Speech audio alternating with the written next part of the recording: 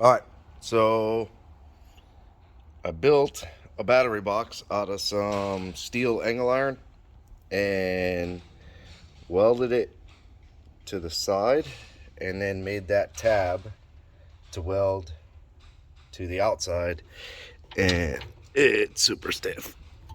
Then I took the battery box and set it in there. Oh, and I painted it blue. Oh, so it goes this way. So that goes in there, and then there's 4 holes in the corners, which I got 1/4 20 with some fender washers. So they basically has a bigger head than like a normal washer in a sense, so it doesn't has less of a chance of breaking the battery box. Can't get the damn thing in. Okay. That one. I mean, you get the idea. Each corner gets a screw and a washer. But I threaded it directly into the angle iron. I almost drilled through the angle iron with a bigger one. I started thinking about it, and being able to get your hand underneath to do the nuts and then hold a wrench would be a giant pain. And I don't want to do that. So, especially in the back, there's no room to get your arm really. I mean, you can get it under there and get the nut on there, but holding the wrench would be a nightmare. So I got that. Got one more screw to put in. I'm gonna tighten it up. And then I pulled the grommet off that little harness with the 2 plugs. Where'd it go? Oh, here it is. Pulled the grommet off. So I'm gonna feed this over the holly harness, snap it back into the firewall.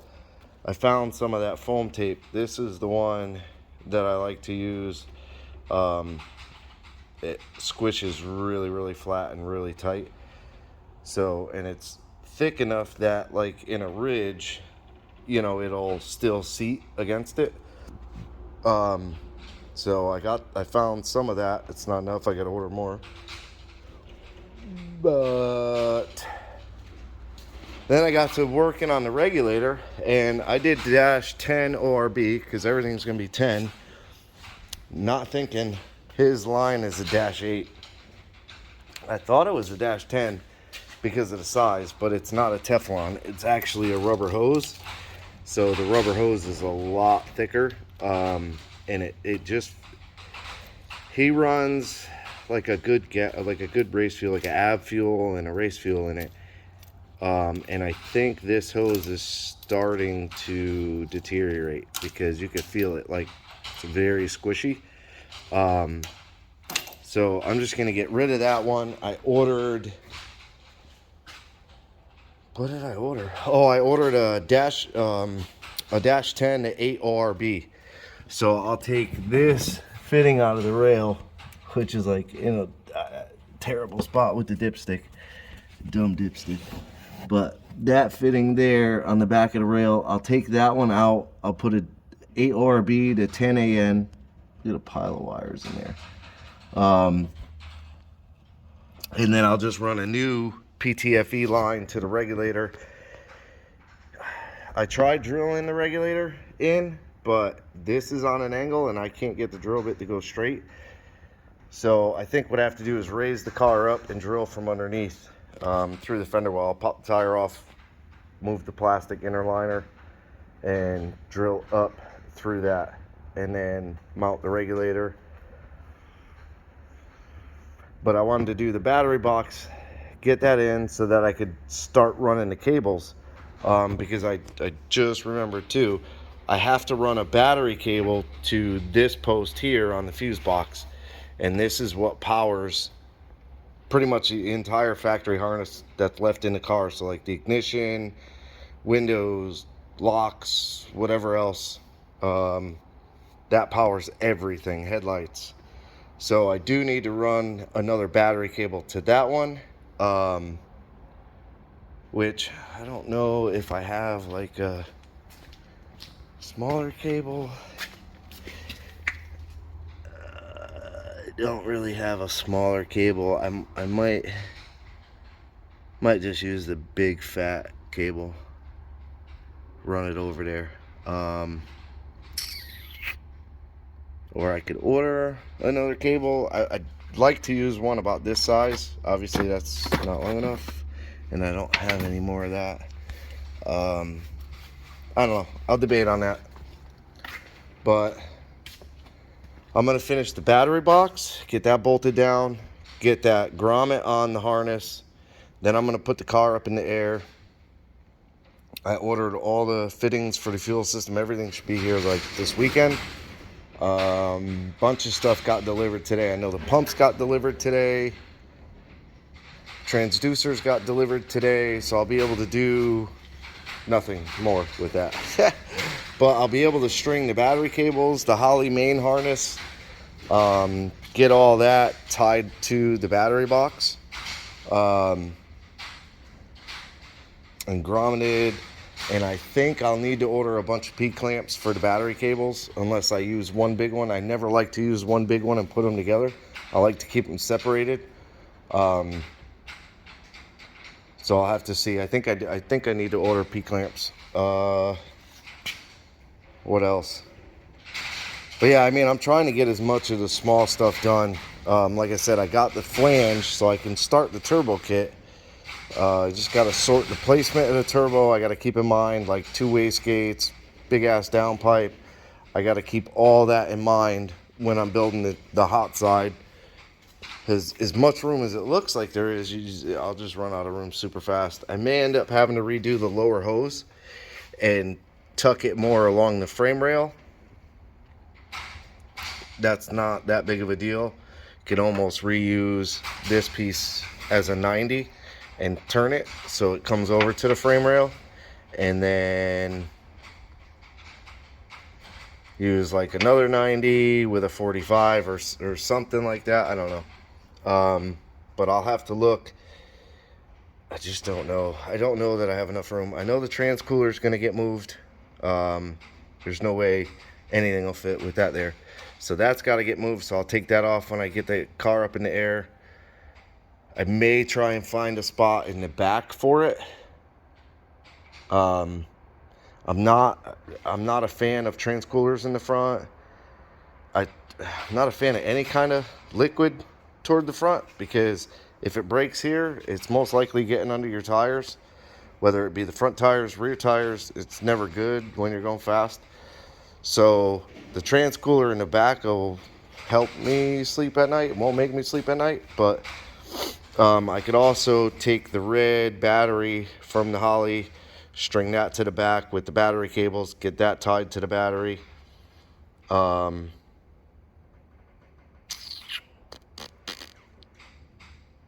mean, I'm going to get as much of the small stuff done. I don't know if I mentioned yesterday, the injectors are in. Focus. Snake Eater 1500. Use them on pretty much every car, and they are phenomenal. Plus Brad is like super awesome. All the Snake Eater people are super awesome over there. So I'm gonna keep working, stop talking, and I'll be back. All right, so I got that factory grommet is in, so now that hole is pretty much sealed off. Then I got the battery box all mounted up. I just stuck the lid on it because I ran the cables and everything, so it's all bolted down right now. And then you can see that's not the Holley harness, but the Holley harness apparently they cut short because it ended right about here when I loomed it up, and I'll put the car up in the air in a second and show it. So I extended it with leftover wires from one of the other kits that I did, loomed it, heat shrunk it.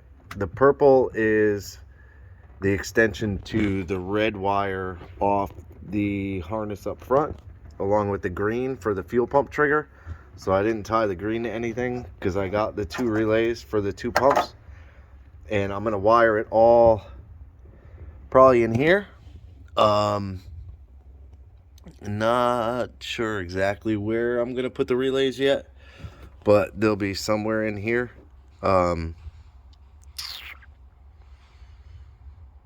Somewhere in here. So this will trigger the relays. Then I'll have a direct battery connection for the relays. Direct ground for the relays, or actually, yeah, a direct ground for the relay. And then this will go to the trigger, and then I'll just have two wires going, going back out the hole I made down there, for all the wires to come through. So, and then I can string it across, up, and into the top of the tank, which I don't know if I'm gonna have to drop the tank, but I'm gonna have to take all of this apart. I don't need this because this is for like the emission stuff, like the purge valve or whatever it's called. But this has to all basically kind of come out. I think I can reuse the two grounds on this harness here. And I believe one of these is the fuel level. I just don't know which one.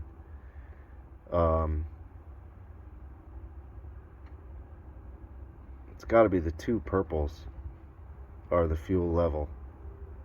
It's weird. And then these are for the other pump, but we're not using any of that.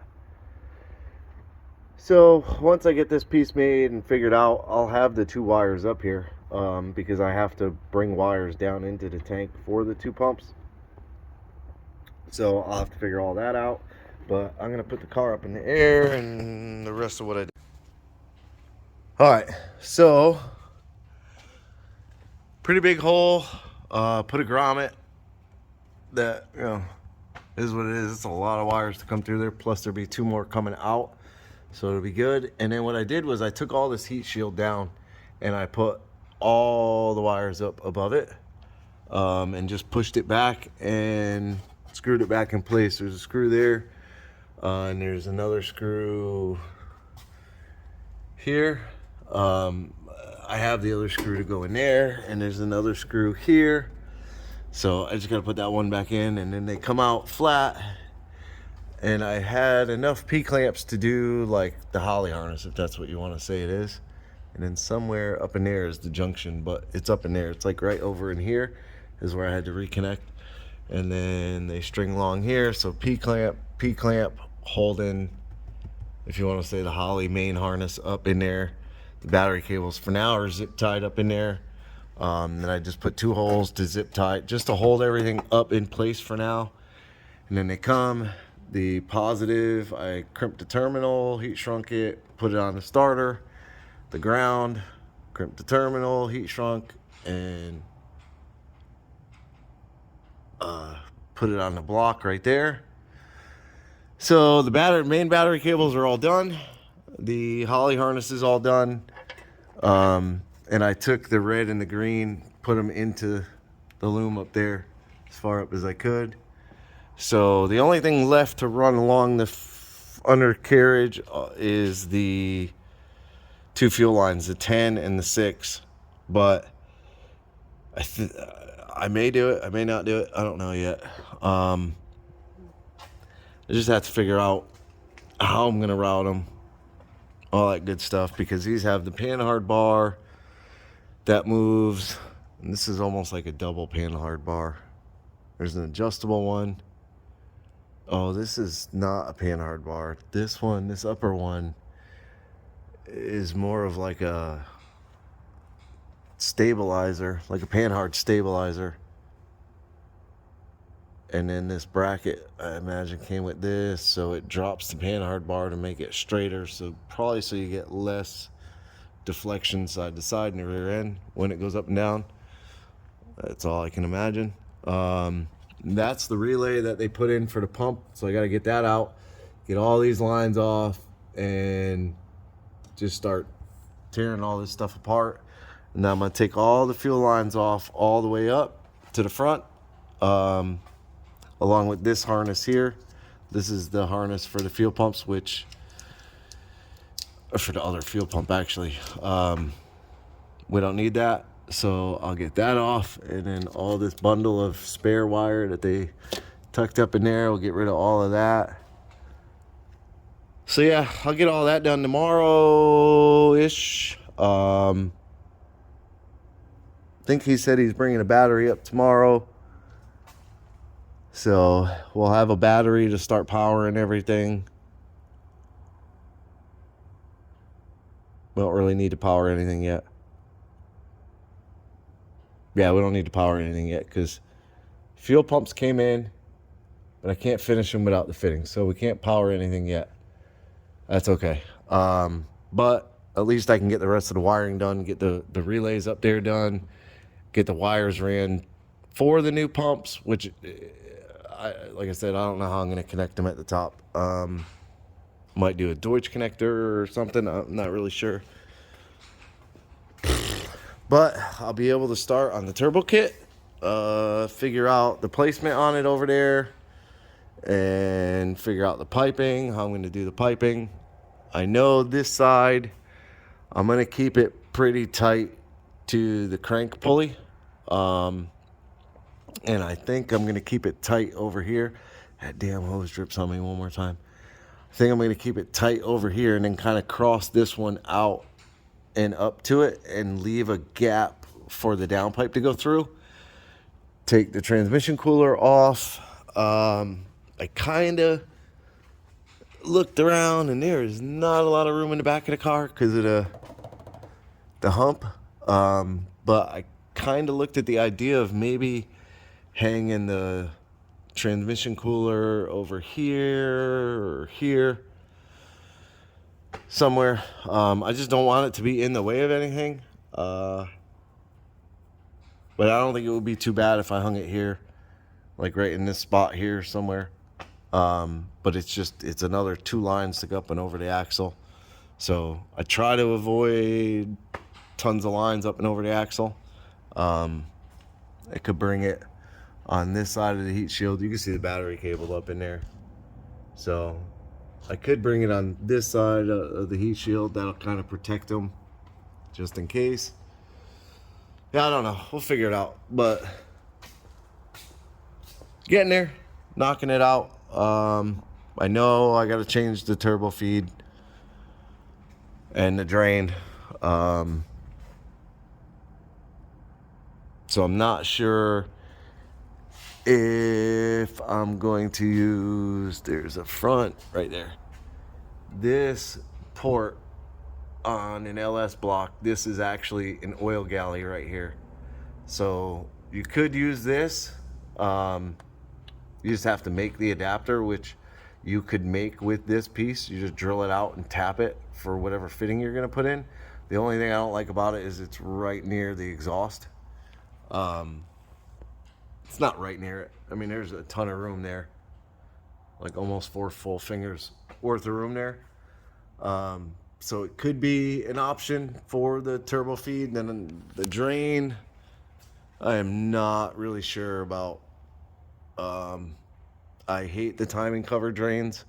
They just never seem to work right unless you do like a threaded 90 in here. But to do that, you got to pull the whole cover off. But that might be worth doing to have a better drain. But at the same time, you got that exhaust there. So there's a lot to consider when doing this stuff. But it is what it is.